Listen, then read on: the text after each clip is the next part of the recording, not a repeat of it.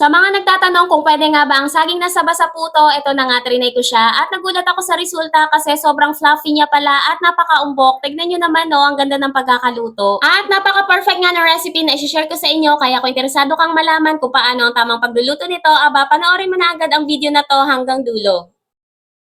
Kakailanganin natin ng saging na saba. Mas maganda kung hinog na hinog talaga ang gagamitin nyo para mas malasa siya sa puto. Ayan, durugin lang natin ito ng mabuti gamit ang tinidor. After natin durugin, ilagay na natin ang itlog, oil, evaporated milk, vanilla essence, asukal, at asin. Tapos, haluin natin ito ng mabuti until matunaw ang asukal. Ilagay na rin natin ang all-purpose flour, baking soda, at baking powder. Tapos, imix ulit natin lahat ng ingredients. Ganito dapat ang maging consistency ng inyong mixture. Ilagay na natin ito sa mga puto molder. Take note, wag na natin pahiran ng oil ang mga puto molder kasi naglagay na tayo ng oil sa mismong mixture so hindi na rin yan didikit sa molder. Ayan, ilagay na rin natin ang sliced cheese. Make sure kumukulo na ang tubig sa steamer bago natin isalang ang puto banana at i-steam natin ito ng 15 minutes sa malakas na apoy.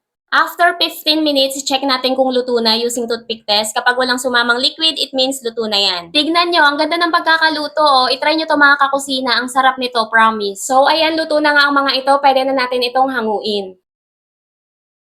At eto na ang ating finished product. Sana ay may try nyo to mga kakusina.